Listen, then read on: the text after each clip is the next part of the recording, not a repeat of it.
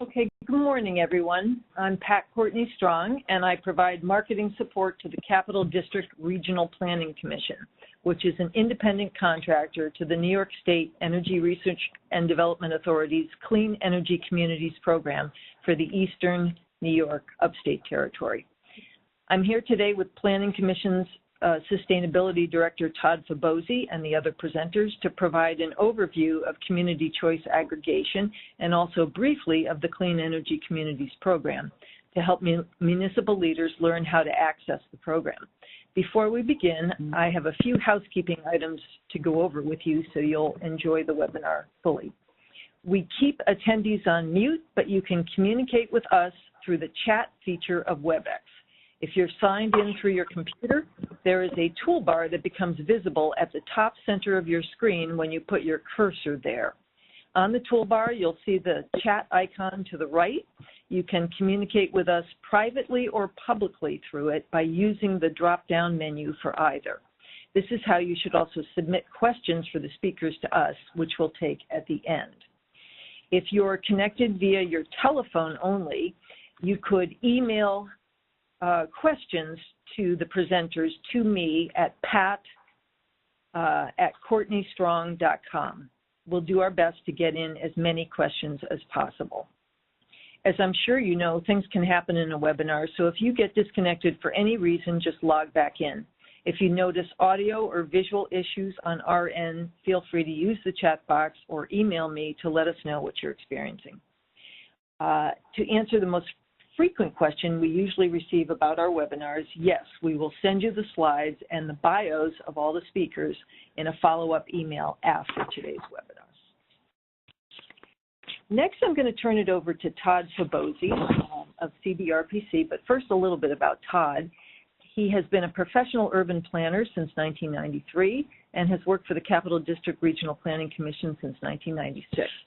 He has developed the Commission's Geographic Information System, has lectured extensively on regional growth, and has been involved in numerous smart growth, sustainability, and watershed protection studies and programs. Todd directs the NYSERDA Clean Energy Communities program for the Eastern Upstate Territory. He has a master's in urban and regional planning. Hey, Todd, great to see you. Okay, thank you. Greetings and thank you for joining this webinar on the topic of community choice aggregation. As Pat noted, I am Todd Fabozzi, the Director of Sustainability for the Capital District Regional Planning Commission.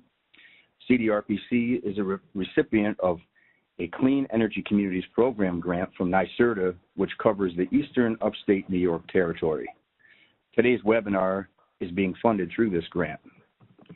CEC program grants are also being administered by the Central New York Regional Planning and Development Board for the Western Upstate Territory and by Solar One for New York City and Long Island.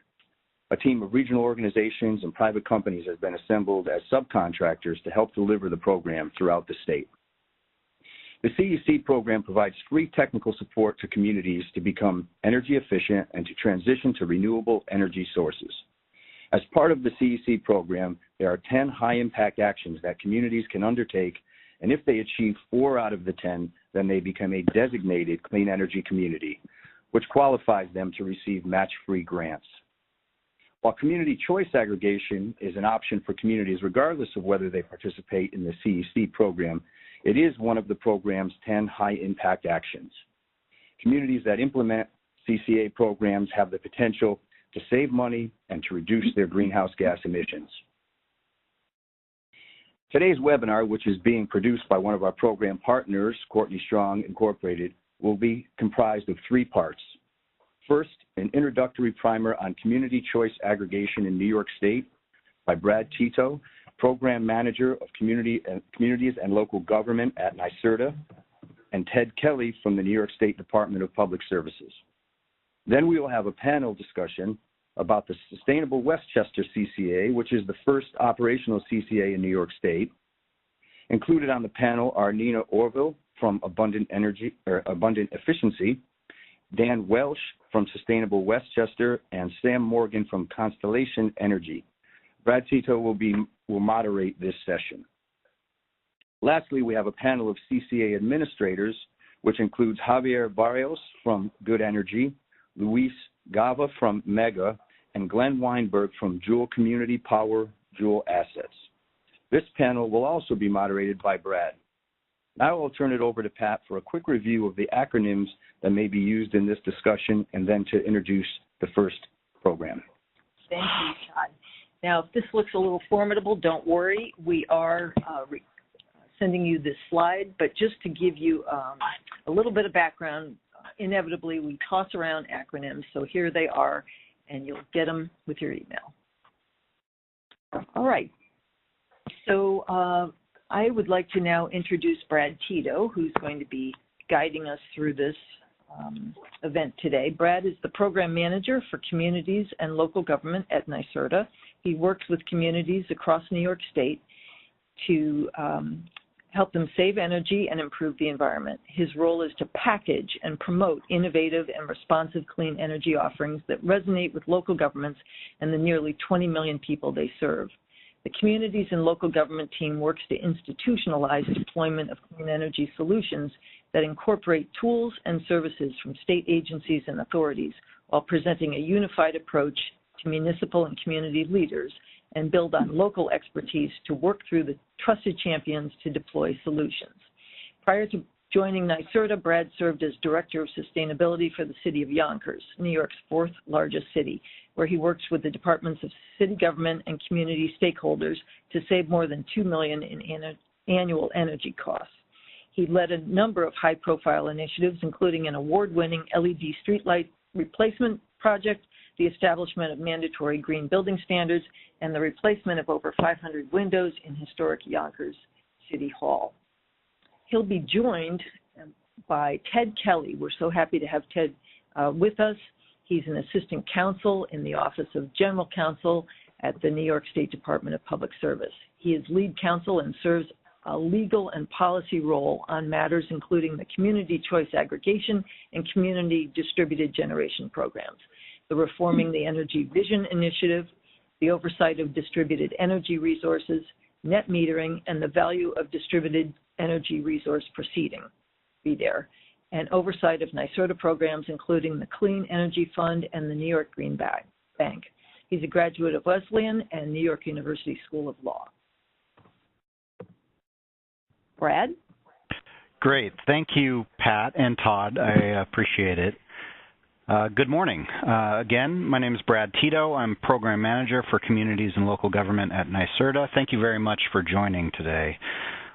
Before we get started, let me say that CCA is a journey that we all take together. So please know that NYSERDA Clean Energy Community Coordinators are available statewide to provide assistance to local governments on clean energy actions, including CCA.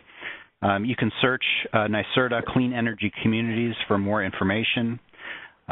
Here's, on the previous slide, there's some contact information. I'll provide it again later, but please don't hesitate to contact me directly if you have any questions or you'd like to explore CCA further. And again, we have a few things we want to accomplish during today's webcast.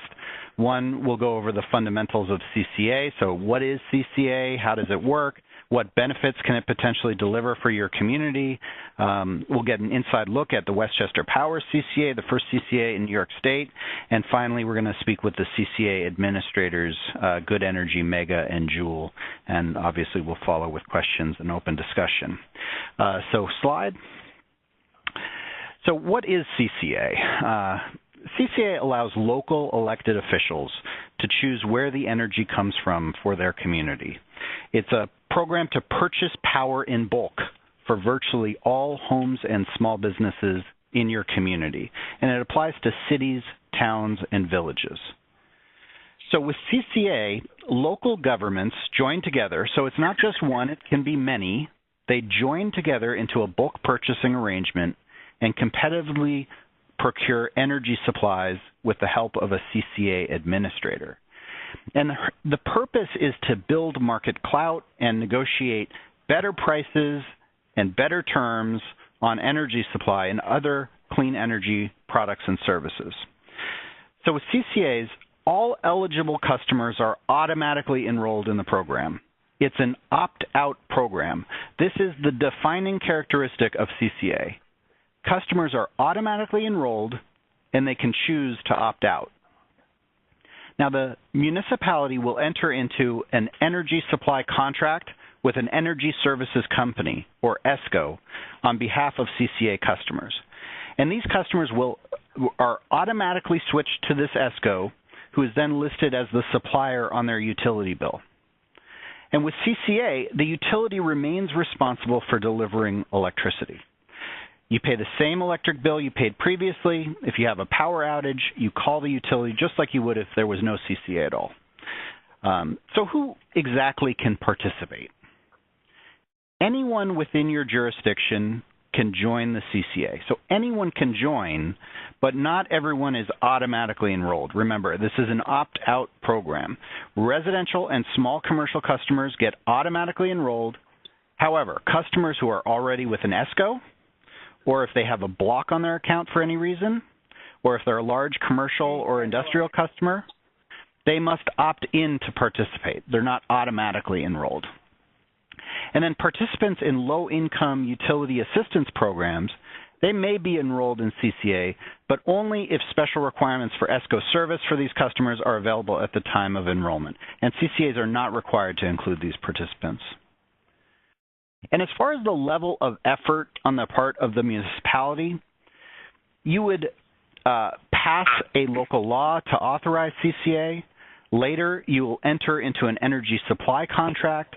And all of this is done in conjunction with community outreach and education.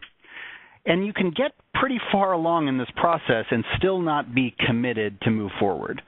So, for example, you could pass the local law, you can select a CCA administrator, you can even participate in a solicitation for energy supply and not be committed to move forward. But for most communities, CCA energy prices will be among the most important considerations in determining whether or not to move forward. And before the solicitation for energy supply is even issued, you agree in advance to what is an acceptable energy supply price for your community. So how do you know what is an acceptable price? Well, you'll typically establish a benchmark. You'll look backward into the past 12 months, 24 months, or 36 months at what residents paid for utility supply historically. And you look for the bid price to be less than this benchmark. And if it is less and all other requirements are met, it's at that point that you move forward with CCA.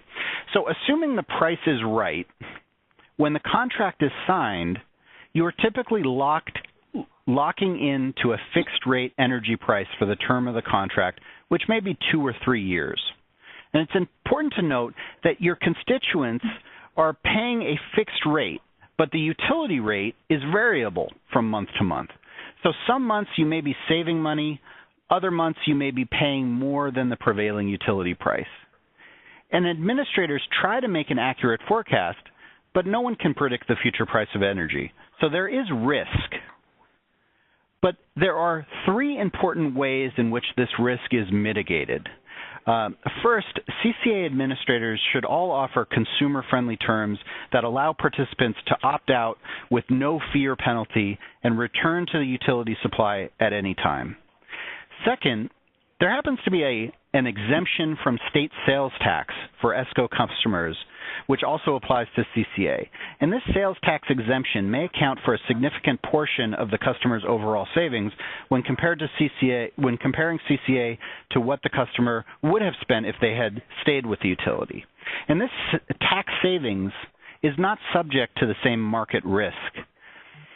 And third, and this may be the most important, the potential for saving money from the supply contract or from the sales tax exemption, this is just a starting point. CCA offers an opportunity for communities to capture the economic benefits of clean energy more broadly by offering community solar, electric vehicles, smart thermostats, and other clean energy initiatives. Participants can gain access to giveaways, discounts, and bill credits, and these not only save money, they create jobs and drive economic development right here in our local communities. So let's talk for a minute about how clean energy fits into CCA. And to help us understand these opportunities, Ted Kelly from the New York State Department of Public Service has joined us. Ted, are you there? Yes, can you hear me okay? Great. So, Ted, I'd like to ask you about renewable energy, but before I do that, would you mind again introducing yourself, telling us a little bit about your portfolio and responsibilities? Sure. So, again, I'm at the Department of Public Service, which is the staff arm of the Public Service Commission, the five-member, currently four-member commission that regulates utilities, energy, and so on in New York State. And I mostly work on our sort of new and clean energy programs. So that includes kind of overarching reforming the Energy Vision Initiative, includes the programs NYSERDA runs to support and fund clean energy technologies, and includes things like community distributed generation and CCA. And I've been working on CCA since the start of it in New York with Sustainable Westchester.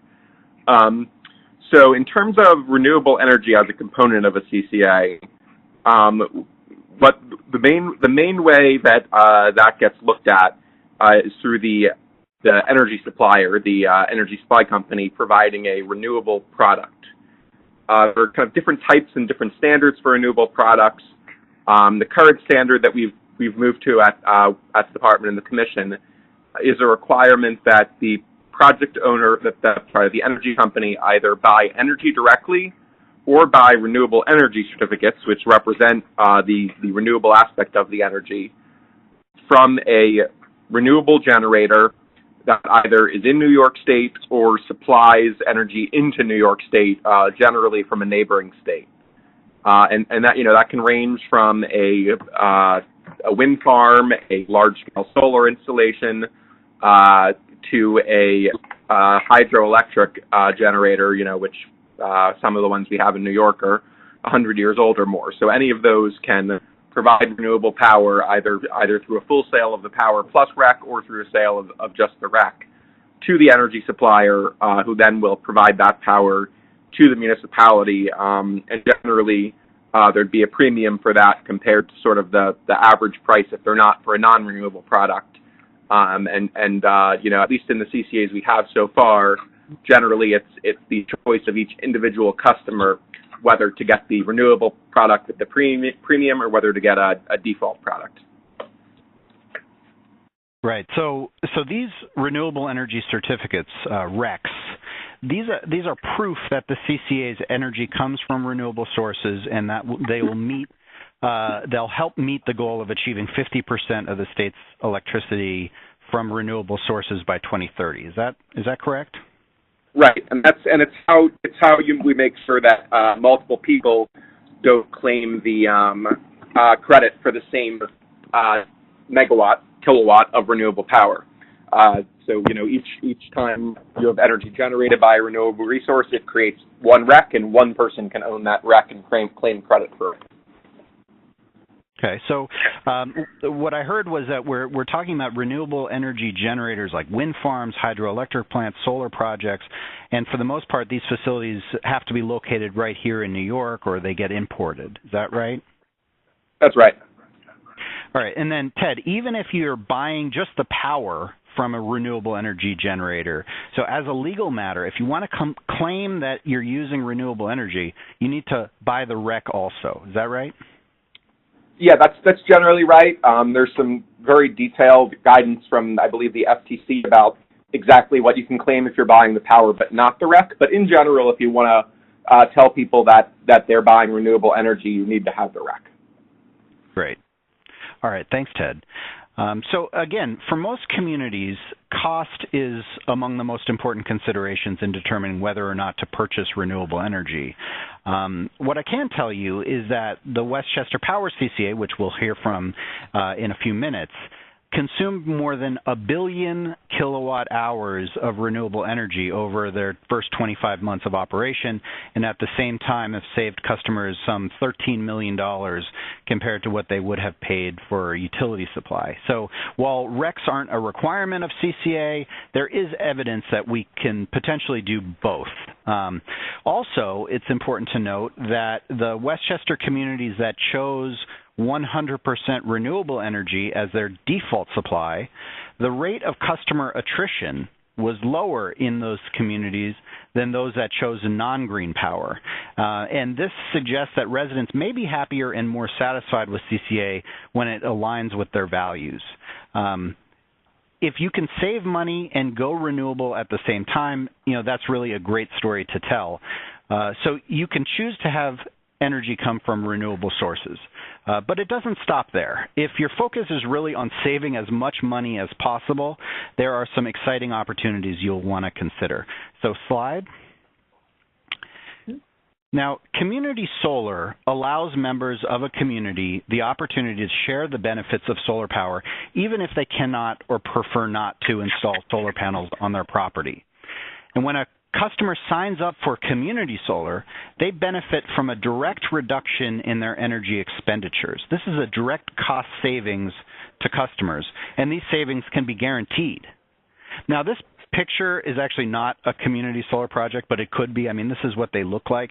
This is a 2 to 3 megawatt project on a Madison County landfill site. This is just an extremely cost-effective way to deliver solar power. And I was talking to a colleague at NYSERDA, and just to put this into perspective, he estimates that subscribers to a project like this could collectively save, more than $50,000 annually. Solar developers, they're not that excited to spend a lot of time and money acquiring customers for this kind of project. And if a CCA can help lower their customer acquisition cost by offering subscriptions to CCA participants, the developer would likely be willing to offer a lower price. And it's just a great example of how CCA and clean energy are a good fit.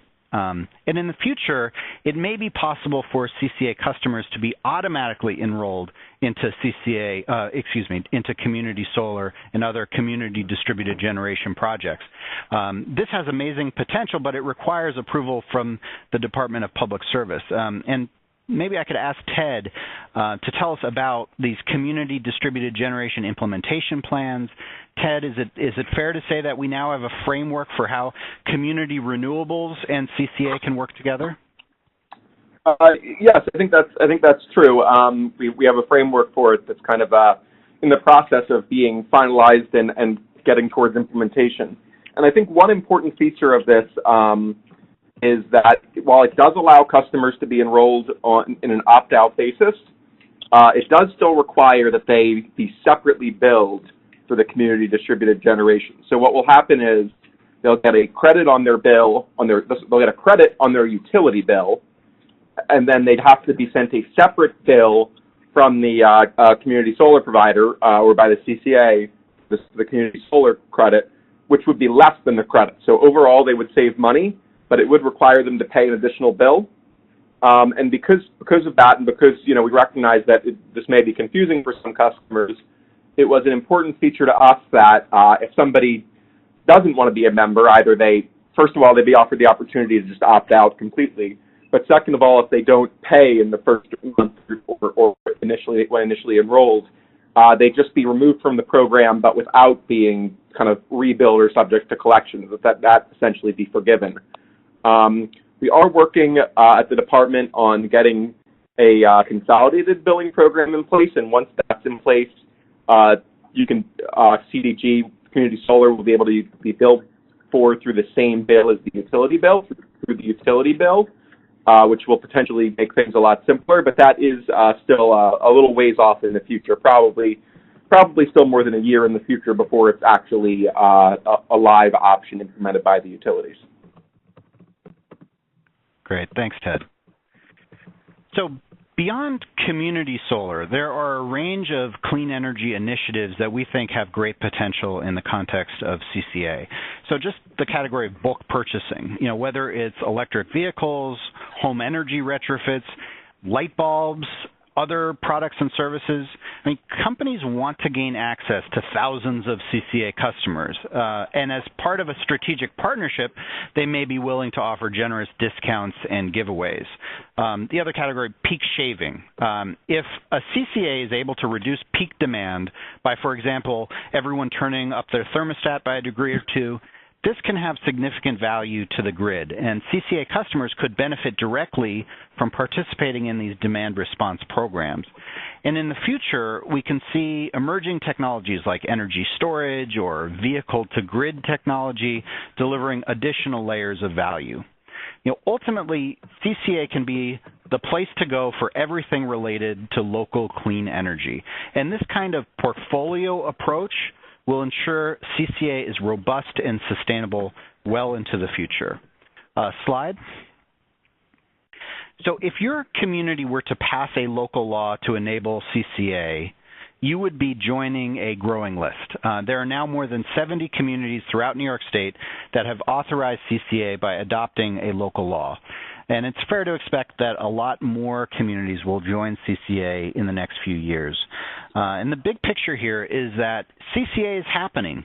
Communities can be part of it. Slide. So that's why we're so excited to have the team from Sustainable Westchester here to talk about the Westchester Power CCA. I'm going to pass it back to Pat at this point to introduce the panel. Thank you, Brad. Well, we're delighted to have Dan Welsh with us. He's the Program Director of Westchester Power, the first community choice aggregation available in New York State. He's been a core team member with Sustainable Westchester and its predecessor organization, the Northern Westchester Energy Action Consortium, since 2009. He was a part of the original team that created the Energize New York initiative, served as vice chairman of the NWEAC Executive Committee, and later on the Sustainable Westchester Formation Steering Committee. We'll also hear from Sam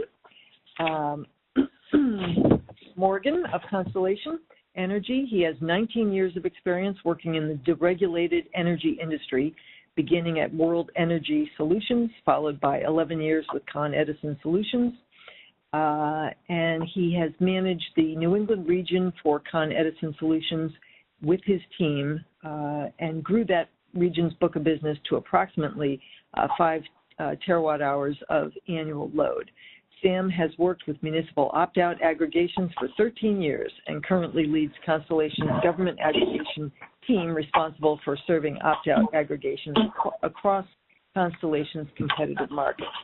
Sam is a graduate of the University of Richmond at Virginia, lives in the Boston area.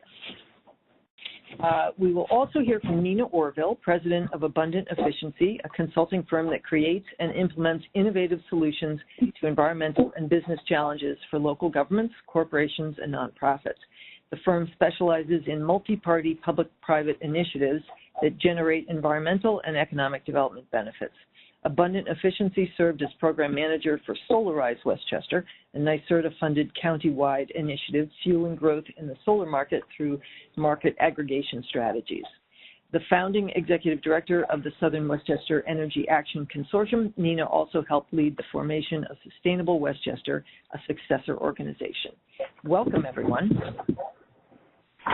Thank you so much. I'm happy to be with you today. So I'm just going to give a very brief background to Sustainable Westchester and then pass the conversation back to my colleague Dan Welsh.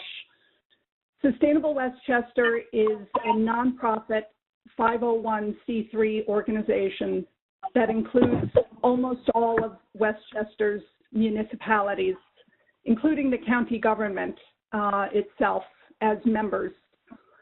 The 43 municipal members include a population of about 1 million residents.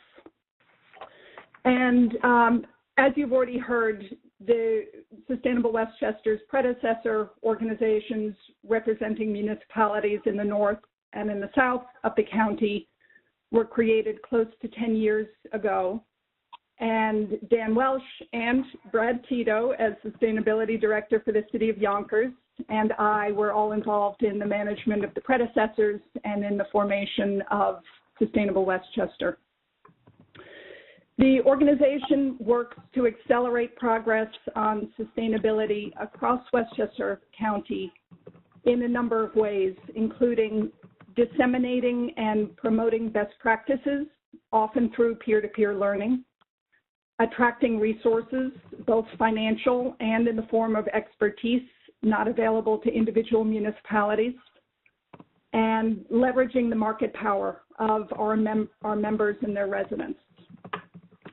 And you'll hear from Dan how the organization brought these strategies to bear through Westchester Power, its CCA program. And then a little bit later in the discussion, we'll talk about the other clean energy programs that Sustainable Westchester offers. So back to you, Brad. Thanks, Nina. So, Dan, maybe I'll just throw it out there. What is it about CCA that you thought was a good fit for Sustainable Westchester's mission? Great, thanks, Brad, and thanks for your great CCA introduction. Covered a lot of great stuff there that'll be of high value to folks. The question of good fit, I mean, on its face, it's kind of obvious in a way. Sustainable Westchester, our main focus has always been in the creation of new opportunities to exploit initiatives with both environmental benefits and positive economic impacts. So just as say on its face, it was a great fit.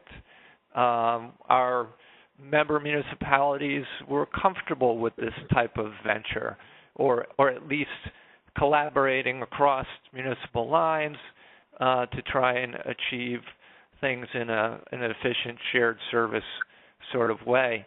So we drew on that history really at the very earliest, back at the formation of Sustainable Westchester. I can remember working on the earliest initiatives and referring to, for example, the collaborations on stormwater and other things that the towns had done in a voluntary way. So I think it was important that by the time we came to be presented with the opportunity for CCA, that there was that comfort level. And I think maybe relative to this question, for me, maybe the takeaway or worthy of compare and contrast is that existence of Sustainable Westchester as part of the backdrop there, and how it helped us to be comfortable with the idea, because it's a big jump for a municipal government, I think, to be contemplating these things. And that doesn't mean that you necessarily have to have that in place, perhaps, but maybe you can look at this as an opportunity to move in that direction and get more strength out of those collaborations. Another way that it was a good fit is in as much as the most effective things that we've done have always involved working with our municipalities, working with the committees of those municipalities and the nonprofits that support this kind of work. They've been really key players, and CCA really demands some engagement at that level. I mean, it's even part of the regulatory orders, right, to get out there and do your outreach. And you really need those local connections and local partnerships to help with that. So we've been blessed with great collaborations at that level, whether it be Bedford 2020 up in the north of the county, or working with Yonkers, your municipality, where you have a lot of in-house resources and know-how that we could use as best practices. So it's that element of collaboration with the municipalities that I think is needed under CCA and made this a good fit. So it really was a perfect fit for us. And if I look back, I can't recall anybody pushing back on it and saying, you know what, this is not for us, let's give it a pass. So. Yeah, that's great. It is very much, I mentioned at the beginning, CCA is a journey we all take together, and I mean, I think that Sustainable Westchester is a case in point. I mean, the amount of meetings, Dan, that you must have attended, going and talking to boards and explaining what is CCA, how does it work, and what the potential benefits are. I mean, could you give us a little sense as to how much but you went in? let's be clear here, though. At the time of the launch, I was not part of the core CCA team. I was part of the Sustainable Westchester startup team and the predecessor organizations. But we really have to thank a lot of other folks, and in particular, I should say that we were blessed with expertise on our board in the form of Mike Gordon, without which we probably wouldn't have got off the starting line. And Mike and our first executive director, Leo, and Glenn, who's on this call, they did the meetings. Actually, as also another hat as a municipal official, I was on the other side of some of those meetings as well. But there were probably, we could say, hundreds of such meetings, and a tremendous amount of dialogue with folks at different levels of the municipalities. Yeah, I've had a chance to look at videos online where you're presenting in front of a town board and, giving the whole kind of presentation. And it's very informative, just to kind of familiarize yourself with it from the standpoint of, an actual town board meeting, the kinds of questions that are asked and answered. So it's very much involved in, engagement with the municipalities is just so critically important.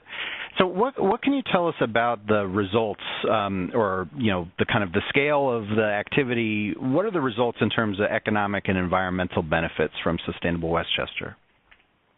Sure. So if you flip to the next slide, this is just a simple overview. You referred to the sort of aggregate results, and they're impressive in terms of the total number. Of course, we're a fairly large county, so you really, in order to get some perspective, here's the sort of unit account results, and those are less impressive.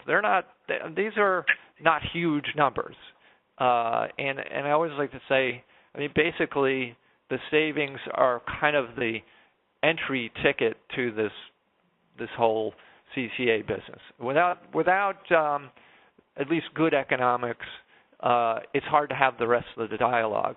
And on the other hand, none of us would be here if it weren't for the central mission, which is moving to a renewable energy economy. If this program was presented in the beginning as just saving a few dollars and that's that, nobody would have got excited about it. But that said, the dollars are there. They're not huge. On an aggregate level relative to an individual town, though, it's still kind of interesting. A typical town might be able to claim, say, a couple $100,000 of this total savings. And I like to point out to the town officials there that if you're trying to find that kind of money in a municipal budget, say, as savings, it can be a big challenge. So even though it's not going to the general revenue of the town, you can think of it as saving that for your residents, and that's still a nice accomplishment to find those kind of dollars. But it is, as I say, for most of us, it's kind of the entry fee for all the other wonderful things that we can do with this platform. You'll see from these numbers, you can see that the customers in the green program, yes, they're paying a little more, but it's a small amount. It's maybe $2 a month in the Con Ed territory for an average account, and we always like to be cognizant that $2 can be important to some of our residents. We know that we don't want to make light of that. But on the whole, it's not a tremendous amount for the average household to help move us so far along on our clean energy goals. So we really think it's an attractive thing, and that's, I guess, borne out by the fact that most of our municipalities have opted for the green energy as a default. One other thing I ought to point out here, and what I omitted really, I should have put in a breakout of the commercial versus the residential. And the commercial accounts, these are small commercial accounts, the so-called, in our rate class, SC2s, and these are like small mom and pop shops or commercial enterprises that have usages that are in the same ballpark as the residential.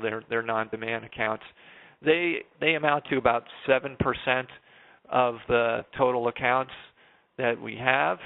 So it's not a huge percentage. They basically broke even during this contract period. So again, not real exciting, but we still like to point out that these folks did that while contributing to again, moving the needle on the renewable energy supply, getting Westchester to not only 50 by 30 but rather 100 by now, and they enjoyed the rate stability that comes with with being in this low fixed rate program. They've been shielded from some of the wild west of the ESCO world. I've been in meetings where I've heard small business people talk about. In fact, early on there was a concern about CCA because people were associating it with their experience with the ESCOs. So I heard stories from some of these commercial accounts where they signed up for a special low rate and then found their bills went from $600 to $1,500 a month, and very soon thereafterwards. So they're shielded from that type of activity, and they become a part of this community program, which is a great thing. And a lot of these small businesses like to find opportunities to create those community connections. So overall, the economic benefits are there, and I think that's, as I say, it's a launch pad for us to do more of the great work. Right. So, I mean, I look at this information, I see that that even when you're on green energy, you can save money. All right, so that's an important point. People think that, okay, if I'm going to do renewable energy, I'm going to pay more, but here we're going to save money, just not as much as if we had sort of a brown power, but that the difference between brown and green is maybe $1 or $2 a month. The other takeaway I see in these numbers is this kind of $13 million injection into the local economy over the 25-month period. It seems to me like, while it might not seem like a lot for an individual household, overall we probably will take what we can get. If you could put $13 million back into the pocketbook of ratepayers within Westchester, that's a pretty good deal. Yeah, absolutely. All right, and then what about the environmental benefits? If you'll flip to the next slide. On this count, the marker that most people have been using is CO2, and I have to say these kinds of numbers tend to lose meaning to folks, but it is a large amount of CO2 mitigated. We've based that actually on the figures for the New York grid that you helped us put together, Brad. And so I think again, this is part of the central goals of the venture. And so when we go around and give our presentations to the town boards, they are paying attention to this number. There is a feeling of success that comes with having this environmental benefit, and it's really paying off in sort of feedback back to the support of the venture, and it feedback back into the other programs as well, which you'll hear more about. Yeah, and I'll just mention that on these environmental benefits, 330,000 tons is an abstract number, and it's hard to get your head around. But what I will say is that there's a lot of interest in LED streetlight replacements, buying electric vehicles. You know, towns and villages and cities are doing all kinds of things to improve the environment. But there's probably nothing that has a more direct and significant environmental benefit than the CCA when you start integrating the renewable energy. I wish I could put this into perspective. I think it's fair to say this is the equivalent of taking tens of thousands of cars off the road completely. This is, I don't want to understate, you know, this is really significant and not easy to achieve. And in fact, if there was a silver bullet for our most significant environmental challenges, this is probably as close as you can find in terms of what can be accomplished. That's great. Yeah, this is a huge piece of our energy lives, and I think people are getting more and more, they're recognizing that more and more. And as they at the municipal level, we have 24 towns are signed up at this point, but we have active discussions with the rest of the municipalities in Westchester who may have not quite made the gotten on the bus in the first round, but there's a strong interest, I think, and success is building on success. Well, that's great to hear. It sounds like people are seeing it's working and they want to be a part of it. So I think when we look at the rest of the state, more than 70 communities having adopted legislation to authorize CCA, you know, they're looking at what has been achieved here in Sustainable Westchester and saying, yeah, I want those benefits for my community too. So what about some of the challenges you faced in getting to be an operating CCA? I'm sure some of our listeners would be interested. Yeah, well, if you flip to the next slide, just to remind myself here, I guess the first thing that came to mind with this question was the fact that the folks who are now working on this don't have a lot of the challenges that we had. So now you have a relatively complete framework which outlines how CCA is supposed to proceed and what the requirements are. You have the regulatory framework and all the various dialogue that's associated with that helps people understand just how this has to go forward. You have the set of template documentation that NYSERDA has put together and provides most of what you need in terms of outlining your program. You have the example of Westchester Power now, and you know, our experience. We're happy to share that and talk to people and help them in any way that we can. And so that's out there. We didn't have that when we started. And you now have firms, and some of them are on this call, with rich experience in these areas and deep knowledge of the CCA and the energy environment in New York State that can help you to administer these programs.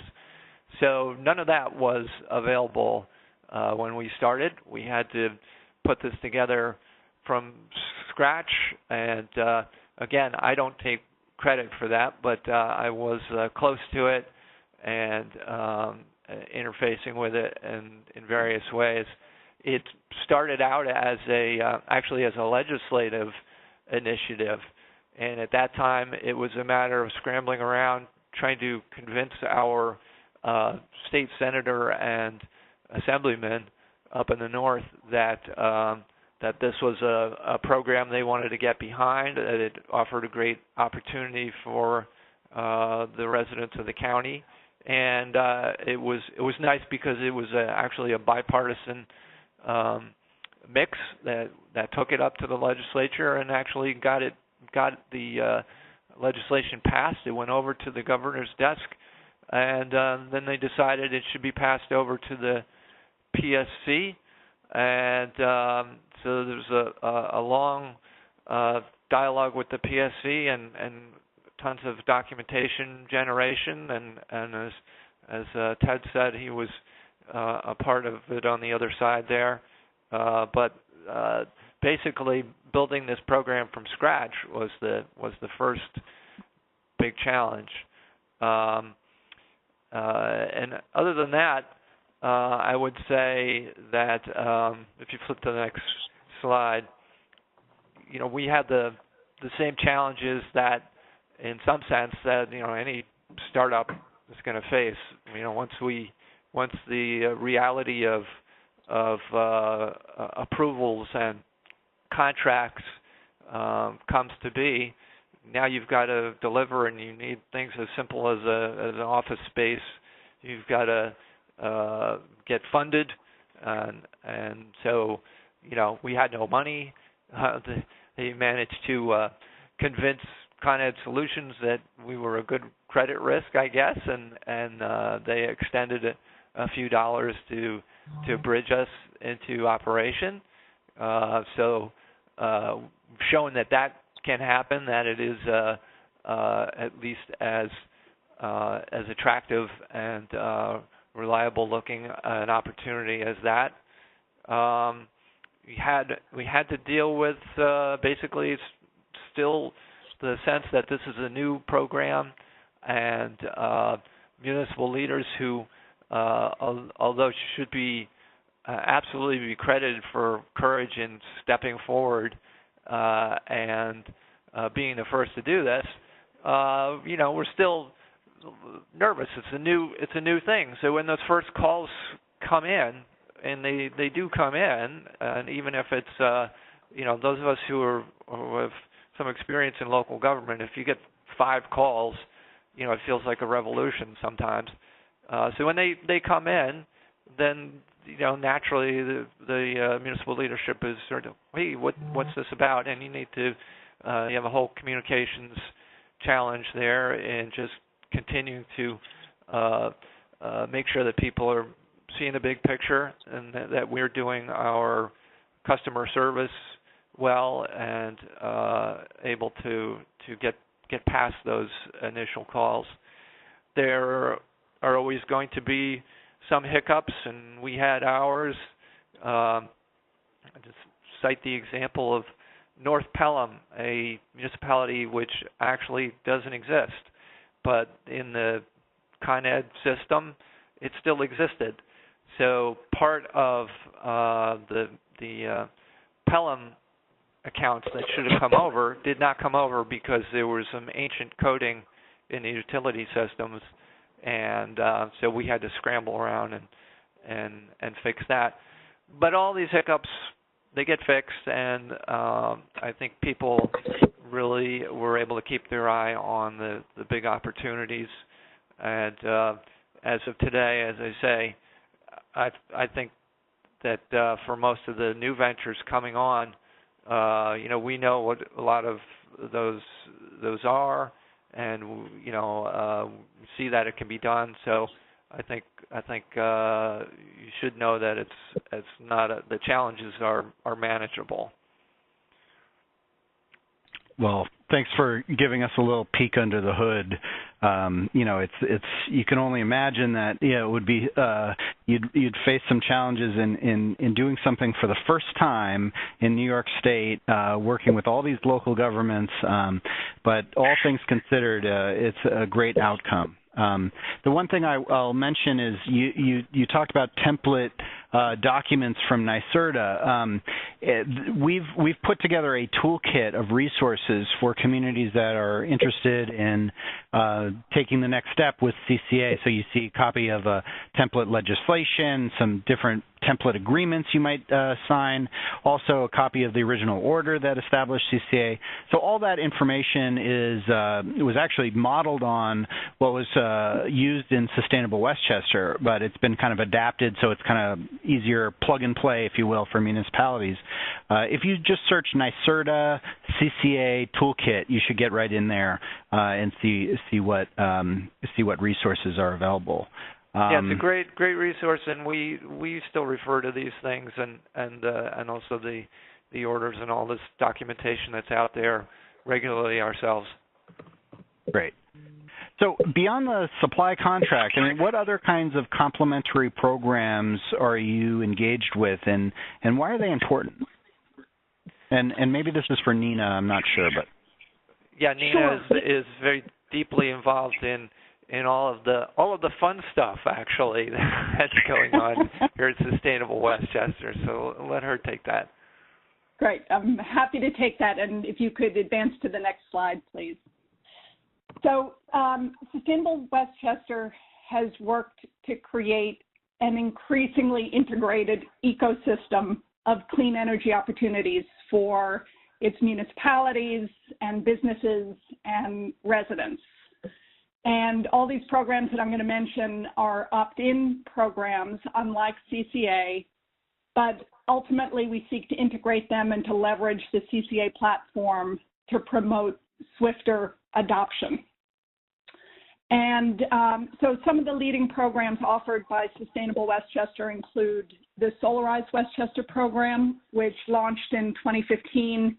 We've done campaigns with 22 municipalities, and those have resulted in close to 600 installations, both residential and commercial, totaling about 6 megawatts of capacity.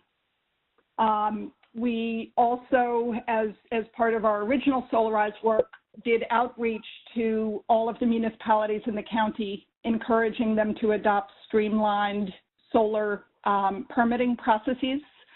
And the result of that was, I think, about 17 municipalities did so. So we were working on a couple of different levels with Solarize.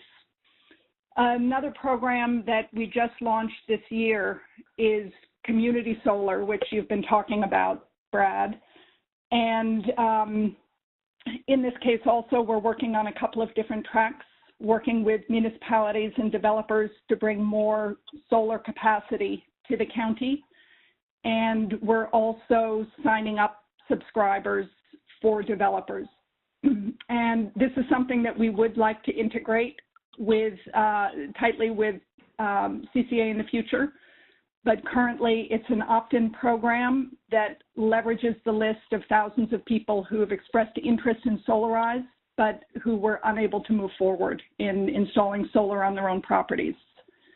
And then we're also doing outreach activities in communities throughout the county to ensure that we're reaching beyond the homeowner market to present this opportunity to renters and others who may not have raised their hand during the Solarize campaigns. And ultimately, we see community solar as a way to bring the benefits of solar energy to nearly everybody in the county. And next slide. Other programs that are offered by Sustainable Westchester include Clean Transportation, which offers aggregation discounts for EVs to municipalities, Westchester employers, and residents. And this has resulted in some significant additional discounts for some vehicles. Also, through this program, we're assessing and enhancing the charging infrastructure throughout the county, and in very early stages of beginning to evaluate opportunities for EV ride sharing. And Ron Kamen of Earthkind Energy is managing this program for Sustainable Westchester. We're also really excited. We're in the process of launching the Heat Smart Westchester program to bring renewable heating and cooling with energy efficiency to homeowners and other property owners in Westchester County. And this is a program that will be modeled on Solarize, and it's offered in partnership with a number of local partners, including Energize New York. And we're really pleased to have added a workforce training component through our program partner, Association for Energy Affordability. This is a program we're partnering with NYSERDA and also in the process of exploring other funding sources to expand this throughout the county. The next slide, please. And finally, there's a lot of work underway by another Sustainable Westchester colleague on opportunities offered through solar plus storage. Michelle De La Fontaine of Sustainable Westchester is championing concepts including a virtual power plant comprised of a residential aggregation of PV plus storage, where the combined capacity of the batteries can be used as a resource by the utility. Another concept is combining community solar installations with peak demand reduction through storage in order to optimize economics. And so each of these programs draws on the resources and the lessons learned from the others. And they also all leverage the unique relationship that Sustainable Westchester has with its member municipalities to support accelerated acceptance and adoption of these technologies. And together, they're designed to maximize the clean energy opportunities for all sectors throughout the county. So well, that's happy to, yeah. Well, that's happy to talk about the service. That's the overview. Yeah, this is like where the clean energy economy, where the rubber hits the road. So it's really exciting to see all of this innovation happening with Sustainable Westchester. And it just goes to show this kind of portfolio approach, how much it can actually deliver in terms of benefits to communities. So what is Westchester Power going to look like in, let's say, 5 years from now? Well, I guess it'll look similar to today. Although it's funny whenever people ask me about the future, I like to think of a future where maybe Sustainable Westchester and the rest of us can be off doing other things because everything's sustainable and we succeeded. But we're not going to be there in 5 years. We do, in sort of more concrete terms, we do expect at that point most of the municipalities will be in the aggregation, and we also expect that the sort of holy grail of bringing the community solar initiative more tightly integrated into the supply. We're going to be there once those billing challenges or billing obstacles and a couple other things are smoothed out. So we think we're going to be in a situation where we'll be able to accelerate the construction of renewables right here in Westchester County. That we think that's going to be economic because of that ability. We think that some of the more exciting business models and technologies that we're sort of flirting with, and we do have people contact us on a regular basis who are working on these cutting edge things, whether it be sort of electric vehicle transportation as a Uber style service with Grid Connect, et cetera, et cetera. It's all out there, and they're all sort of sorting themselves out. And when the right opportunities come along, we'll plug them into our programs as well. So I think there's going to be more of that as those prove out. And then, but regardless, as I say, although there is this fantasy future of mine where it's all part of our everyday life, I think there will still be a need for an organization which can be the repository for the expertise and the making those local connections, engaging folks at the local level in these developments.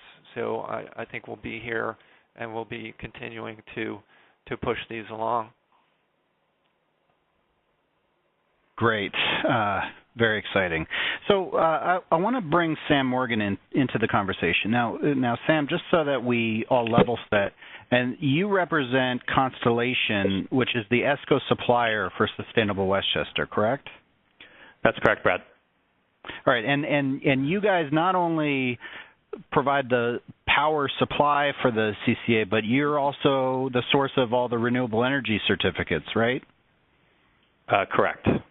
Okay, good. Correct. So, we're lucky to have you on the call because we don't often hear the perspective of the ESCO in the context of CCA. So, my first question to you is, how would you define success for CCA? And I guess what can we do as stakeholders, folks on this call, to try to ensure that success? Yeah, it's a good question, Brad, and thanks to you and Pat and Todd for hosting the call. As Brad mentioned, my name is Sam Morgan, and I manage the government aggregation strategy for Constellation Energy, and as you mentioned, we're the supplier for the Westchester Power Aggregation that you just heard Dan and Nina tell us so much about. So I think in terms of, defining success or ensuring success, maybe start real quickly at a conceptual level and then I'll offer a couple practical guidelines, at least from an ESCO perspective. So I think one thing for municipal leaders and stakeholders to recognize is that while the energy and aggregation space may not be something that they feel overly familiar with, you guys probably all have a great deal of experience running procurements and communicating and implementing policies, and those are probably actually core competencies that either you or folks on your staffs or in your governments have. So a lot of what we'll talk about here are concepts that'll probably sound pretty familiar. So one thing in terms of creating a successful CCA program is to define success yourself. So at either a municipal level, or if you're involved in a consortium such as Sustainable Westchester or similarly, define what you consider success. And then once you do that, I think you have to drive alignment between municipal stakeholders and communicate that message. So much of what the folks that started Sustainable Westchester had to do was, or rather Westchester Power Aggregation had to do was go out and really meet with stakeholders and drive alignment and communicate.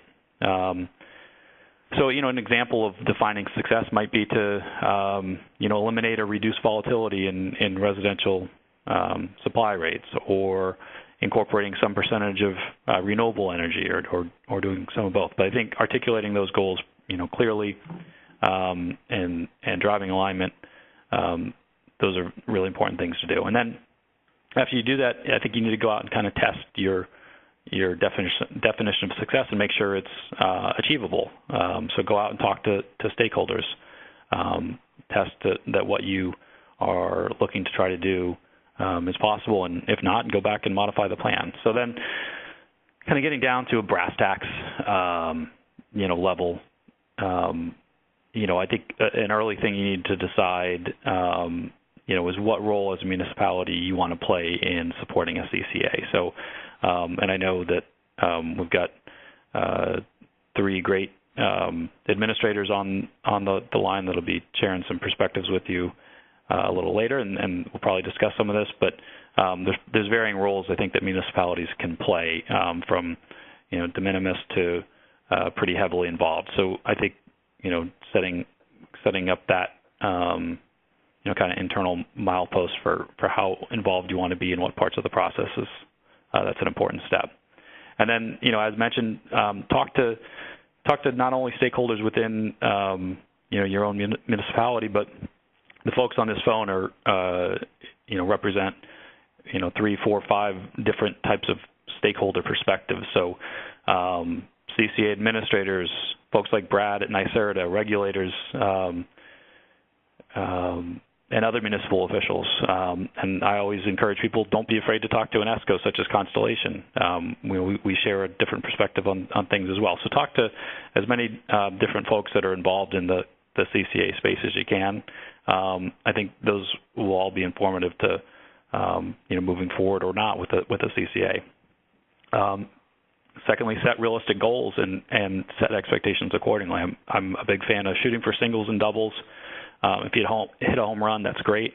What I can tell you from being involved in CCAs for most of the last 20 years is that what you'll find is over time, if you have a reasonably successful CCA or aggregation, the constituents, primarily the residential customers or residents in your community will become more and more educated about energy policy and making energy decisions, and it will become much easier in year 3, year 4 of an aggregation to talk about some more sophisticated goals and aims of an aggregation. That's not to say don't come out of the gate shooting, but don't be discouraged if you can't get buy-in for everything you're trying to do on maybe the first go-round of the aggregation. I would look at aggregations more as a life cycle where you can evolve toward achieving a number of goals. But they're an incredible platform for community education. I think we probably overlook and understate that at times. So you will create a much more educated constituency simply by starting an aggregation.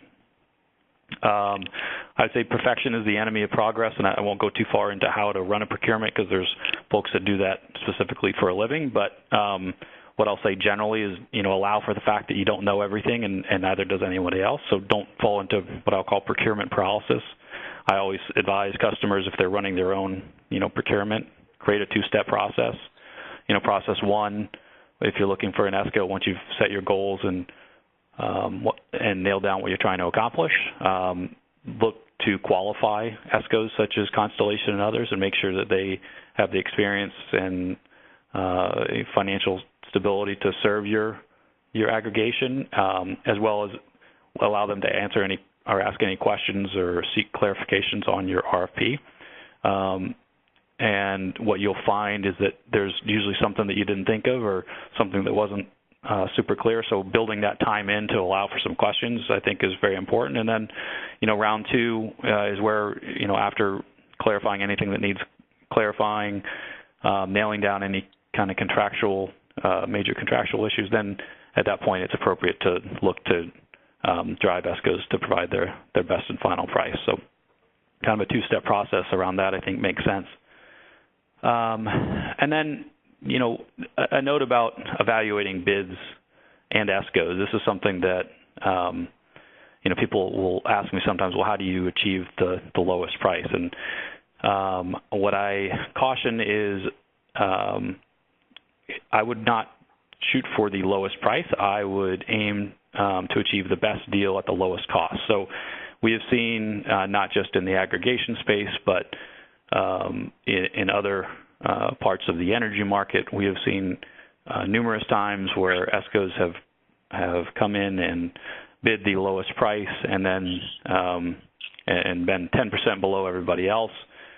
That's usually a sign that they're doing something wrong. If they are financially stable, that is a benefit to the consumers, but a number of suppliers we've seen, including in the CCA space, were not as financially stable as they are financially stable enough to support pricing deals that way, and that creates a situation where they have to come back and change their price, and then you have issues with your customers and your aggregation. So I do always caution, put however you want to do it, put some weighting on financial stability and experience of your supplier. So I think that's those are kind of my quick guidelines to ensuring successful CCA program, Brad. Great. Well, thanks, Sam. I really appreciate it. And I guess I want to take this time to just say thank you to Nina and Dan and Sam for being part of this. I'm sure we'll have some questions later on, so please do stick around. I'm going to pass it now to Pat to introduce our next panel of CCA administrators. Oh, thank you, Brad. Well, first up will be Javier Barrios. He's a founding member and managing partner of Good Energy LP, a national energy aggregator and consultant headquartered in New York City. Javier is a leader in the power and energy retail industry and represents several Fortune 1000 clients and large public sector and government institutions. For the last 17 years, his company has specialized in energy procurement, energy efficiency, and demand response, advising and consulting commercial and public sector clients across 21 states and Canada. Good Energy provides energy procurement consulting for more than 400 communities nationwide. Next, we'll have Louise Gava, MEGA's CCA project leader. Louise has firsthand experience with the benefits of aggregated energy supply and renewable energy programs from her work with the Village of Canton and St. Lawrence County, her North Country home for 12 years. Louise spent 8 years working in the higher education, sustainability, and energy arenas, with the last 2 years focused on new and exciting energy opportunities, including remote net metering, residential solar campaigns, and microgrids. She has experience educating and supporting municipalities, public and private educational institutions, and residents in decisions related to energy procurement and development. Welcome, Louise. And finally, we'll have Glenn Weinberg. He manages Joule Community Power, a Joule Assets business unit that partners with municipalities to develop innovative energy procurement models while advancing energy reduction, energy management, and clean energy goals amidst an evolving regulatory environment. He is responsible for spearheading comprehensive community choice aggregation programs across New York State and beyond. Glenn has also been instrumental in designing, implementing, and scaling New York State's first CCA program in Westchester County, working with nonprofit Sustainable Westchester on contract development, supplier relations, the procurement process, and community outreach. Welcome, all of you. Great. So before we get to our panelists, let's just talk for a minute, about what is the role of the administrator. And first, I just want to make clear that the municipality, not the CCA administrator, is ultimately responsible for the CCA program. So that's important to keep in mind as we start to talk with the administrators.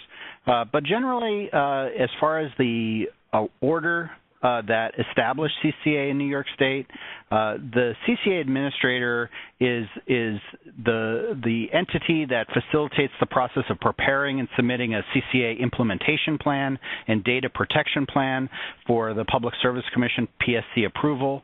The CCA administrator handles mostly all the procurement. They solicit bids from ESCOs for energy supply and other value-added clean energy products and services, and they're responsible for certain reporting and accountability measures.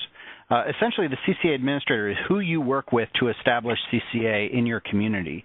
A local government can serve the role of CCA administrator, but administering a CCA really requires extensive knowledge and expertise in energy markets, contracts, and policy. There's a lot that goes into it, and that's why many communities will look to our guests to serve this role. So all three have had CCA implementation plans that have been approved by the Public Service Commission. We're lucky to have all three administrators on the call with us today. So in no particular order, we'll start with Good Energy, then Mega, then Joule Assets. So Javier from Good Energy, are you there? Oh. Javier? Oh, dear. Maybe we'll go over to Louise and we'll see if there's a problem with Javier. Oh, I'm here. Hello? Oh, great. There we are. So, great. So why don't you, Javier, introduce yourself. Tell us a little bit about Good Energy, its history, and core mission. Sure. Thanks, Brad. Thanks everyone for being on the webinar. Thanks for inviting me. Really appreciate being here and hearing all the feedback from all the panelists. One thing I would say is that in working in so many different states with regard to CCA, it's so important for regulators, regulatory agencies, and efficiency agencies to be in support of this program. Obviously, there's a lot of moving parts as we've heard today. So it's exciting that I get to work this in our home state. Obviously, we're based in New York City. So it's really important for the success of on the short term and also for the long term success of the program. So it's really nice, refreshing to hear that in your home state that there's a ton of support from all stakeholders and really working with the Public Service Commission and NYSERDA has been a real pleasure, and we look forward to continuing to collaborate with all agencies and even associations that are getting involved in CCA and local organizers. So thank you again. I just wanted to make that statement. Good Energy has been around for now, I guess now close to 18 years. We started in New York State and basically focused on commodity procurement, natural gas, electricity. And many don't know, but half of our business is also a lighting business. We started an e-commerce site 18 years ago called goodmart.com, which is our sister company that sells over 50,000 lighting products, energy efficiency sensors, controls throughout the state of New York and the tri-state area. So not only are we looking, and part of our mission is to find savings on the commodity procurement, natural gas contracts and electricity contracts for commercial establishments, whether it be hospitality, whether it be manufacturing, whether it be a different set of verticals.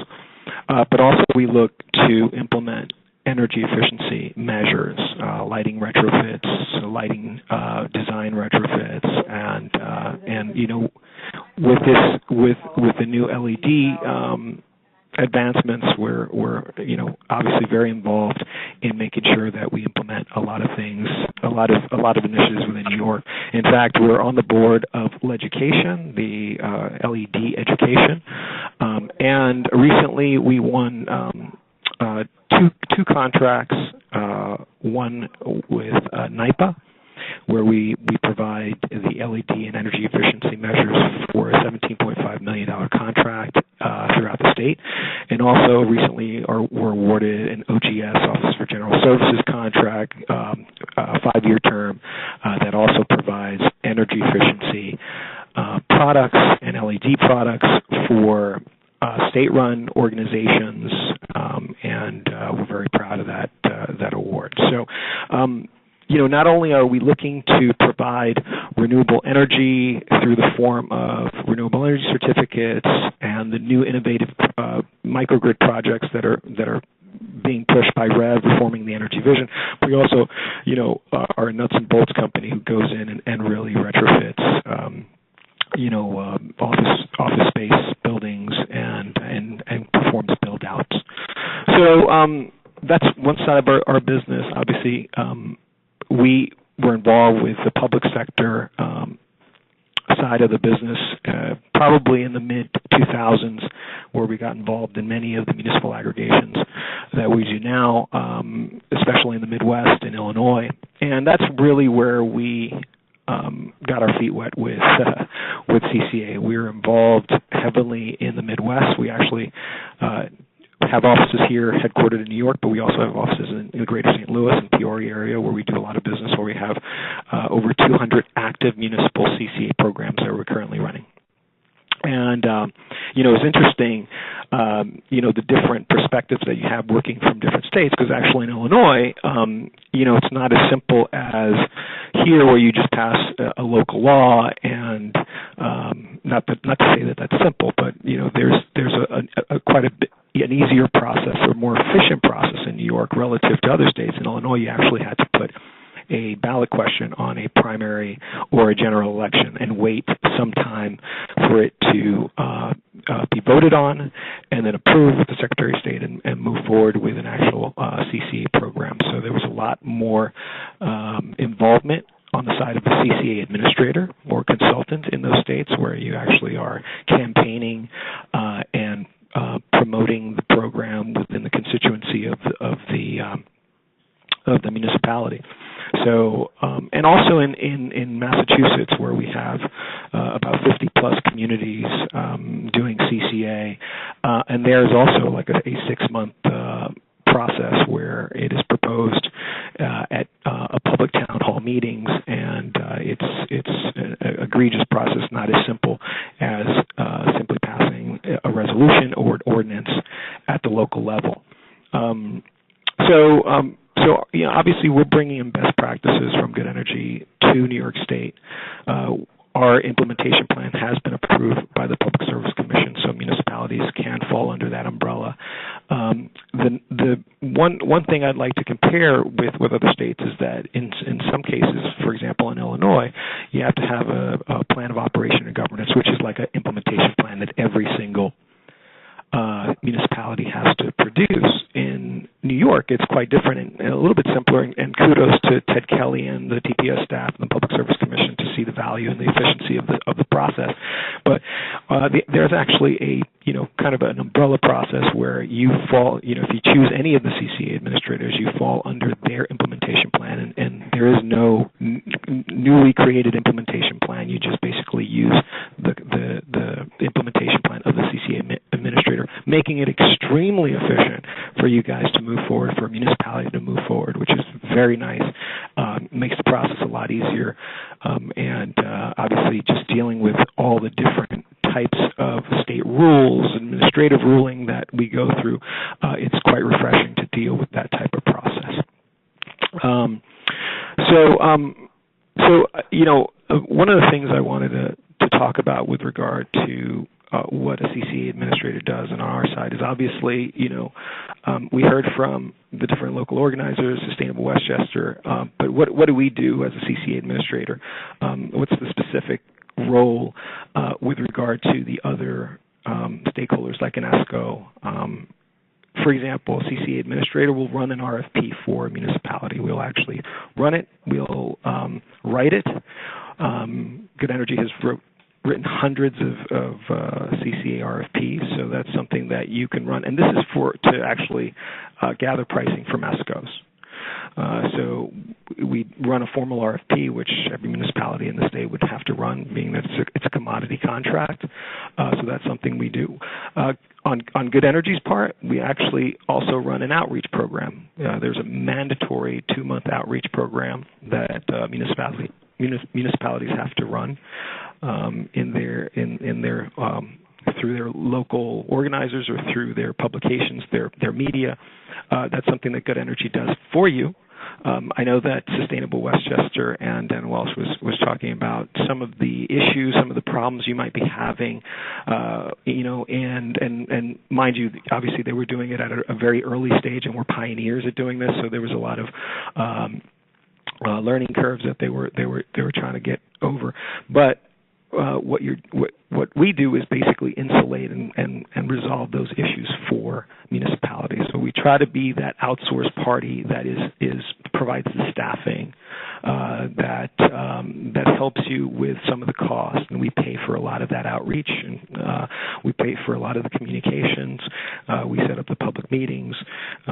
We go to your public hearings. So we're there hand-holding the municipality throughout the process of the CCA.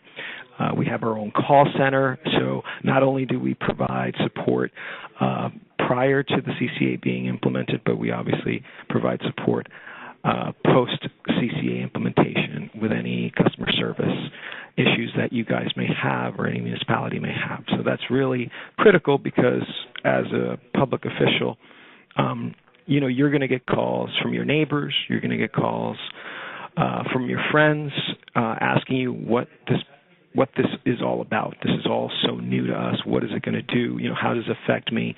And the day-to-day dealings of a CCA are what municipal officials deal with. So we try to insulate you, the municipality. We try to provide that support system for municipal officials because they're the face of the municipality. Everybody knows them. Many of them, especially smaller cities, give out their cell phones to their neighbors, and so they have a direct line to a mayor or a city clerk or a village clerk or a town clerk. So it's important for us, and it's just really from experience that that we make sure that we're there for that municipality. Great. So Javier, let me just we've got about 2 more minutes for you, but if I could just quickly ask, what is Good Energy's approach to clean energy options? So obviously we are excited about all the new technologies and REV and very involved with what's going on with community solar, and we have about 3 communities that we're working on a community solar project through our CCAs within the various counties. There's also a hydro, a low-impact hydro plant that we're trying to work through, a potential CCA that we have in Western New York. So, when it comes to CCA and renewable energy, we really want to partner with the municipality and really understand what their sustainability goals are.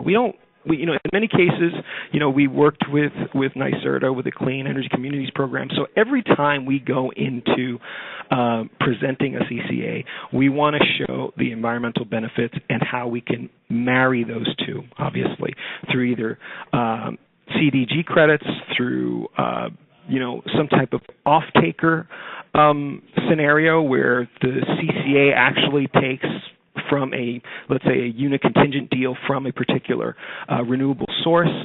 That's the way we implement it. But at the end of the day, we want to make sure that we are in line with the sustainability goals of that particular municipality.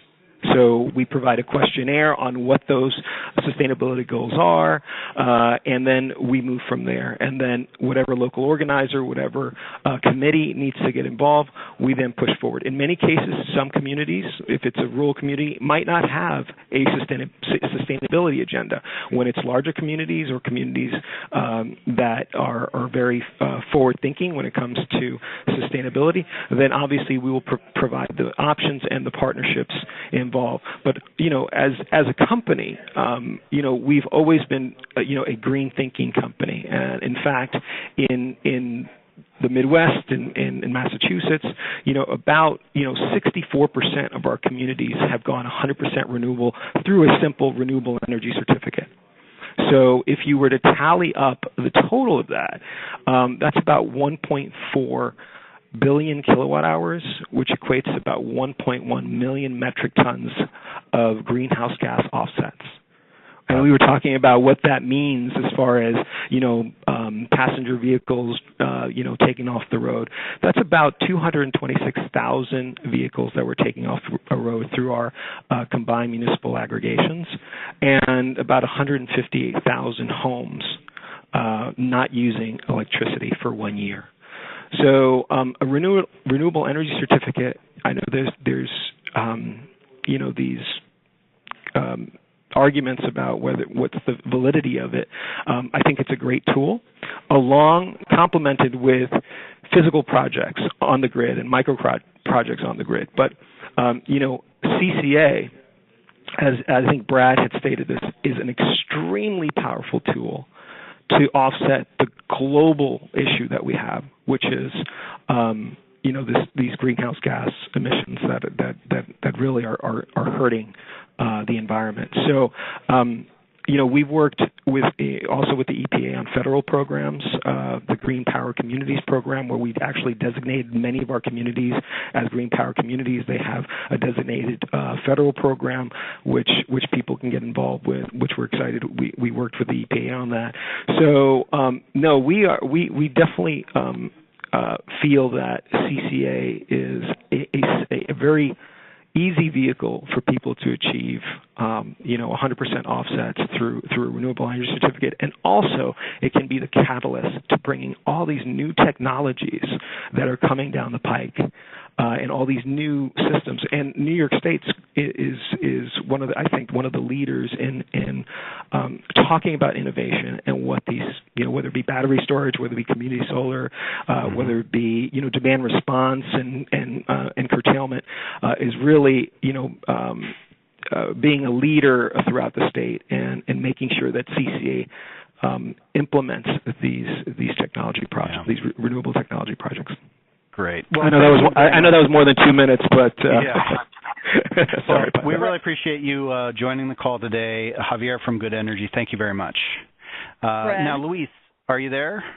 I sure am. Great. Brad? Yes. Just a point of information. This is Pat. We have over a dozen good questions, and I'm thinking of some strategies for how we can get them all answered if we run out of time. But just wanted you to know. Okay, great. So, Louise, thank you for joining. Would you mind introducing yourself and telling us a little bit about MEGA, its history, and core mission? Of course. So I'm Louise Gava. I am MEGA's CCA project leader. And MEGA stands for the Municipal Electric and Gas Alliance. And MEGA came to be in the late 90s in New York State when New York State began deregulating.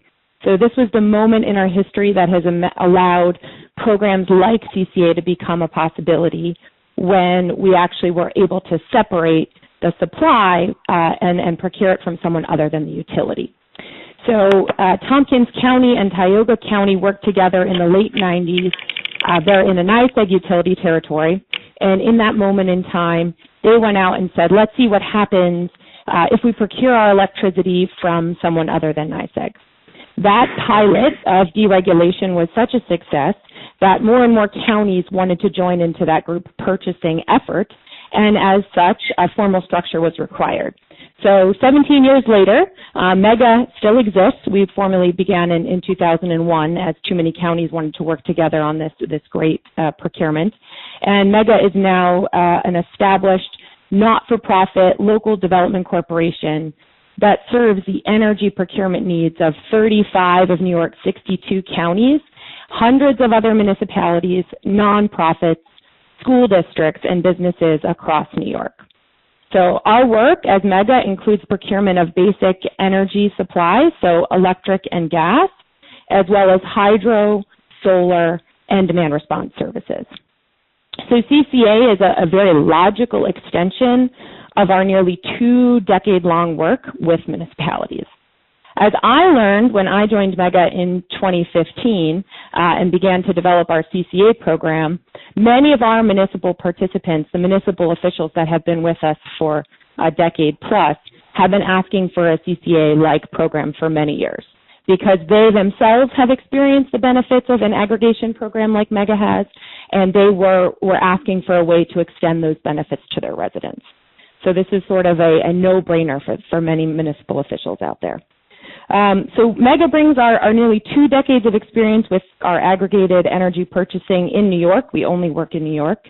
And our commitment to transparent operations and strict compliance with New York state laws to our work with CCA. So that's who we are and what we do and why we're doing CCA. Great. And is there anything else that communities need to know about MEGA's approach to CCA? Sure, yeah, I have a slide here. One of the things, Brad, I know that municipal officials are always curious about is what is this level of effort? And, you know, staff time is limited and finances are limited. So how much do they have to really commit to making these great benefits happen? And I will say that one of MEGA's value propositions from the beginning has been creating simple and efficient processes for energy purchasing. And that holds true for CCA as well. So just to help folks to provide a little more context to our structure and how we know that we're doing that, is that MEGA is actually run by a board of directors who are current municipal officials or staff of municipalities. And so it's with their guidance that we've designed the structure of our CCA program and make sure that it really fits with what municipalities need and that it's not too much effort and that it requires no financial expenditure on their part. So from MEGA's side, we manage the CCA development. We were the first CCA administrator to have an approved implementation plan under the order in New York State last October. We do all of the education within the municipality, and we are the primary, we have primary responsibility for the implementation of the program and the long-term management of the program. So again, we have designed our program in a way so that it creates the ease of regulatory compliance for the municipality, because as Brad mentioned, at the end of the day, the state has assigned that responsibility for compliance to the municipality, but we do as much of that and make it as easy as possible for the municipality as we can. But then we've still created a way in our process to allow each program to really be tailored to each municipality's goals and needs. So our municipal officials, much like Javier was saying, are really involved at the level they desire. That being said, we do require certain things of our municipal officials, but it's what you would expect. Again, we need help identifying what are the values of CCA that are important for each municipality. We do not have a policy of going in and telling a municipality what those values are. We definitely go to the table and ask what they are, listen, and respond in kind. So an example would be the details and the values around the incorporation of renewable energy. The second most important thing that we ask for from our municipalities is their support in doing the educational efforts. So this doesn't mean that they're up there presenting, but it means that they help us understand the best ways to reach their constituents, and that there is a familiar face of one of those municipal officials at each physical outreach session. They are, at the end of the day, the municipality's constituents, and while they will be working with MEGA, it's also important that that connection remains and retained. So if the way MEGA makes this simple is, and this is actually identified in the order and sort of identified by the state, is that we find one point person at the municipality that's the primary liaison. So we're going back and forth just with that one person, so it makes it easier. So the screen is showing the distillation of many steps that have to happen to make CCA possible in New York State. It's much more seamless than this. This is just the reality. It's not necessarily what the resident feels or what the municipality feels, but this is what it has to. This is what it takes. And I will note that those first three steps really require, in MEGA's model, the most municipal involvement. And the way MEGA has structured this is we ask municipalities to commit to work with MEGA on CCA before we begin dedicating resources to educating residents within the municipality.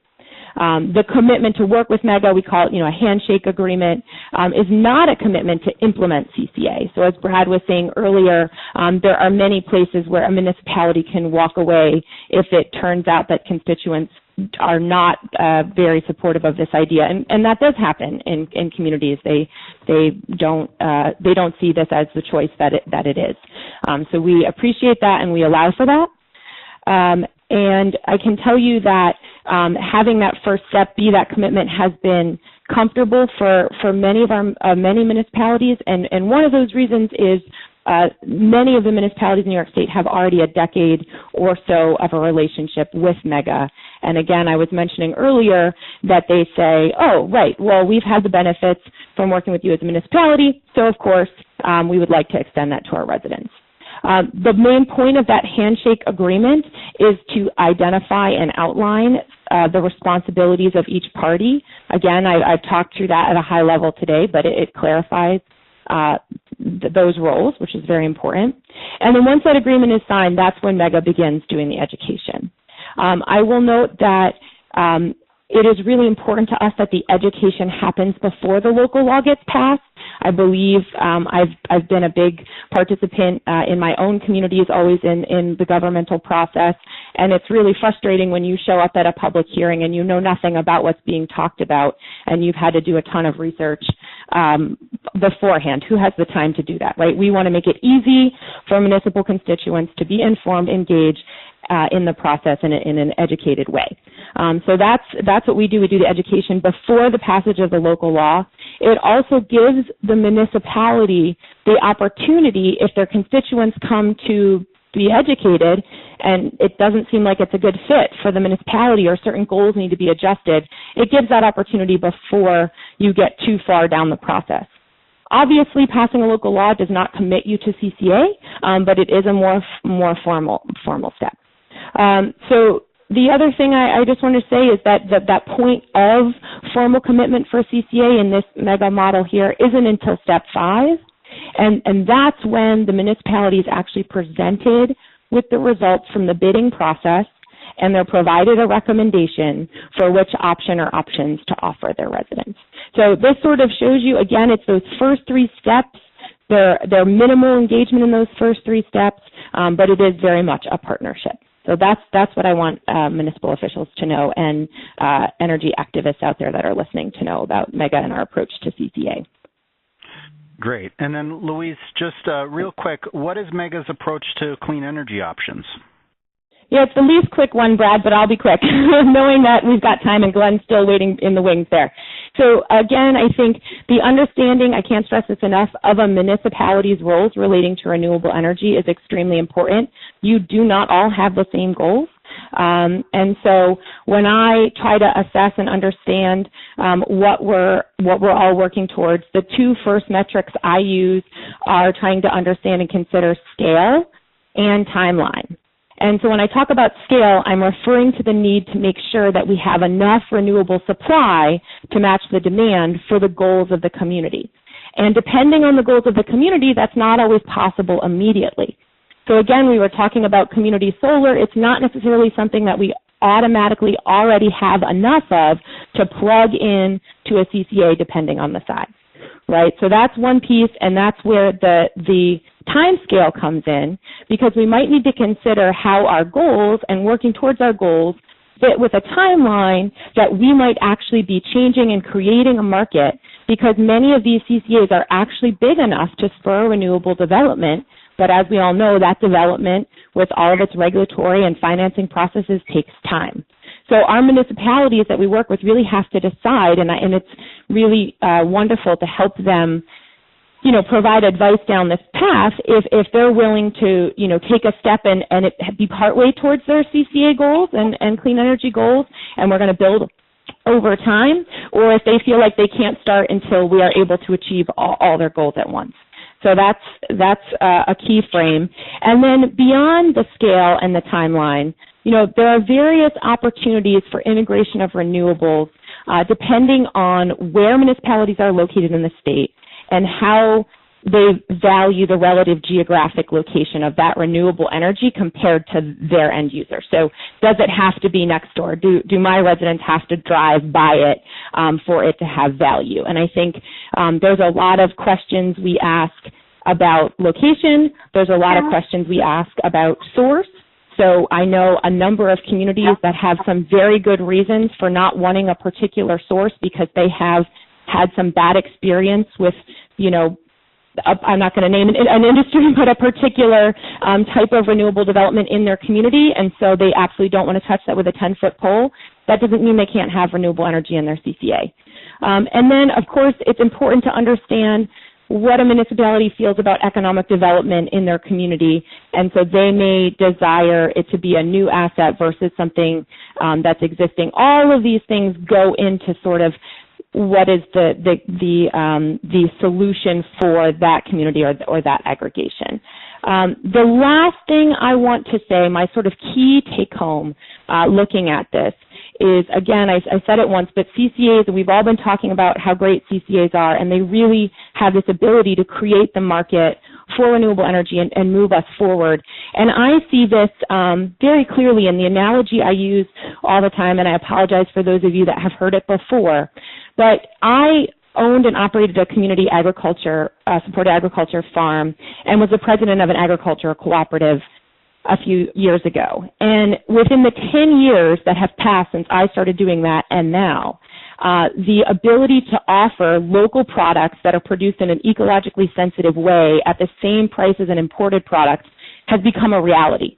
We couldn't have every checkbox and everything we desired 10 years ago. And now in the community that I live, where we've been working on these things, we can. So it took us time to get there, but I see that municipal governments and residents were critical in that local food transition by creating the demand, piloting unique models, and otherwise supporting the transition. And I would say that no one has a crystal ball, but I would say I feel that we are standing in that same place with renewable energy right now. So if renewable energy is incorporating it is one of the goals of a municipality, then I personally am excited to help engage in that transformation. Great, Louise. I really appreciate you being on the phone. Thank you. Glenn, are you there? I'm here. Okay, great. Same question to you. Tell us a little bit about Joule Assets and your history and core mission. Just tell us what we need to know about CCA and your approach. Joule Assets was founded in 2010, and our mission as a private business really dovetails nicely with that of Sustainable Westchester as a nonprofit, and that's really no coincidence. Our CEO, Mike Gordon, is the founding chair of Sustainable Westchester. You heard Dan mention him earlier. Really a tremendous amount of volunteer work and leadership from Mike to get the Westchester Power Program up and running. I joined that effort first as a volunteer and later as an employee of Sustainable Westchester as the first program director of the Westchester Power Program. And so it's great to hear that process and the learnings and the challenges and all that, the story of that being retold now, and to be able to couple that with some real success and some new exciting initiatives to further evolve and develop the program. And I'd be remiss before I go any further.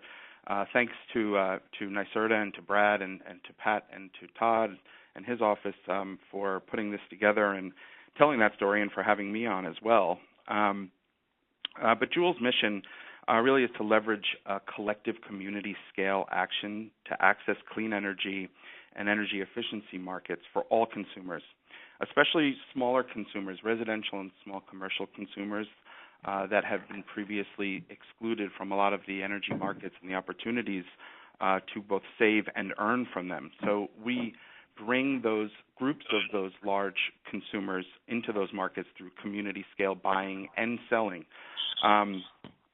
and innovating products and services to offer opportunities, again, previously only available to larger customers like large commercial customers, industrial customers, hospitals, et cetera. And our goal really is to offer comprehensive consulting services for municipalities to help communities. As Javier and Louise mentioned, we as CCA administrators, we work for the community. We work for the municipality. You hire us to help you meet your goals. And in some cases, you have some very aggressive goals and are looking for tools to get there. And in other cases, you haven't yet set those goals because even the goal setting process, that planning process, is quite labor intensive and requires a lot of expertise and resources, and are not always available at the community level. So we help and we support in that. And our goal really is to meet the state's goals and many of the community's goals, which are in concert with that, and even sometimes even more aggressive than the state's goals, to get to as close to 100% New York State clean energy as possible, as quickly as possible. And so the sourcing of renewables, I'm preempting your question, Brad, and I know that we're under the gun in time. That really is our core focus. So as Javier mentioned, in New York State, the communities really fall under the implementation plan of the CCA administrator. And as Brad mentioned, there are 3 now approved implementation plans. You've now heard from all 3 of those administrators. So I really urge you, and I know we're not going to cover everything on this call, so I really urge you to go look at those implementation plans and really put them up next to each other and compare what the administrators are proposing to do with you and for you as communities. It is our core focus really to source clean energy and more than that, to source local clean energy for communities in a way that saves folks money and actually allows them to earn from markets as well. And as Louise mentioned, this is a long process, right? It doesn't happen overnight. And we've been developing this model that we are now rolling out for the better part of 2 years. And that's a lot of developing relationships and speaking with suppliers, with project developers, with existing, with renewable asset owners, and iteratively going back to folks like Ted and Brad at DPS and NYSERDA respectively to bounce things off of them and sharpening this model. And what we found is that in these new emerging local clean energy markets, Brad spoke earlier about community solar. There's some community hydro as well coming into the portfolio on the state level. Really what we found is that these project developers, largely solar developers, it's very expensive for them to acquire customers. It's a sales challenge, and that is primarily the largest obstacle that has prevented more of these projects from being built. There are many hundreds in the interconnection queue, but only a small handful that have actually been built. And customer acquisition is really one of the major challenges. And there are marketing companies and other firms out there in the market that provide those services for the developers to acquire customers for them. CCA is a conduit to actually allow the community to play, in many respects, that customer acquisition role. And there's money in it for entities that achieve that customer acquisition, and so why shouldn't the communities be paid a market wage essentially for organizing and doing outreach and education around community solar and actually bringing customers to the table? So that's precisely what we've proposed, is that municipalities, communities share in those available funds and use it as a community reinvestment fund to actually spark new clean energy programs, energy efficiency programs and technologies, and really anything that advances the community's sustainability goals that we will help you achieve and craft. Our implementation plan, which really focuses quite strongly on this local clean energy component, was approved in March, and it's now a really exciting time for us. We're now finalized a CDG implementation plan, which Brad mentioned, which is a real detailed process-oriented document that shows precisely how we're going to do this. And we have several other sort of exciting developments to announce in the coming weeks and months. And I know we're running up here, and there's plenty more that I'd like to say precisely about those programs that we're offering, and the demand management programs that we're offering as well, that speaks to the efficiency, system peak, and building efficiency that have been mentioned on this call. But I want to make sure that before we run out of time officially, that I mention that really the core of our model, and this really comes from our learnings in the Sustainable Westchester Power Program, is the critical importance of a local presence and a local operation that supports communities and supports consumers in doing education and outreach around these programs. So we've developed a local organizer model, which is really a partnership model. We split all the administrative fees 50-50, and I think several of our local partners are on this call right now. And really it is the local partner's job to be that local arm, and to support you guys as municipal officials and community leaders to spread the word and to support consumers in the CCA program. And I'd like to introduce one of our local partners here, Jeff Demansky, who's our partner in the Hudson Valley. And maybe he can just take a couple minutes just to talk a little bit about the outreach efforts they've been doing and the interface with municipal officials and community leaders, et cetera. Jeff, are you on the call? I am here, and I know we only have a very brief amount of time, but thank you for the introduction, Glenn. And I just will say, just very briefly, that we're excited to be part of this program, specifically because of what Glenn said and what Brad highlighted and what Nina and Dan were both talking about in terms of what CCA can be as a springboard. And so my organization is a not-for-profit, and we're led by municipal membership organizations like the National League of Cities and the National Association of Counties. And we're charged with being that interface, that partner for a community, to help them take advantage of the opportunities that are out there. So our major mission is to help focus on communities understanding for the duration of the program what CCA is and what it can do, including all those really exciting elements that Dan and Nina and Brad mentioned. So we're looking forward to what the coming years bring as we roll out the program. And I'm going to, for sake of time, going to stop right there and say thanks so much. Well, thank you guys very much. And I think each of the administrators got approximately equal time. So now I'll just hand it over to Pat, and I guess we'll decide how we're going to handle the questions in the very short period of time we have left. Pat? Yeah, we have some terrific questions. What I recommend is that Melissa and I distribute the questions. We've been, keeping careful notes as to who they go to. We'll distribute them to the speakers, and then we'll include the responses with the slides and the bios when we send them out. That sounds like a great idea. Pat, I can't thank you enough for putting this together, and Melissa and Todd and everyone on the team who made this webinar possible. You're doing such great work, and we just want to acknowledge and thank you.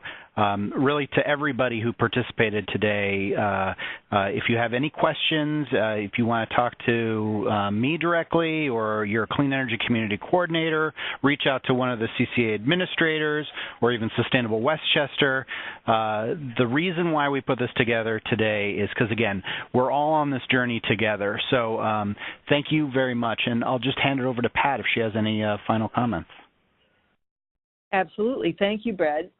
Just to recap, you can reach me if you have any follow-up questions or final questions. You can email them to pat@courtneystrong.com, and we will be sending out the slides. Now, normally we try to turn them around right away, but, to make sure these questions get answered, just give us a few days here. And then we'll send them out, and we'll look for you on our next webinar. Thank you all so much.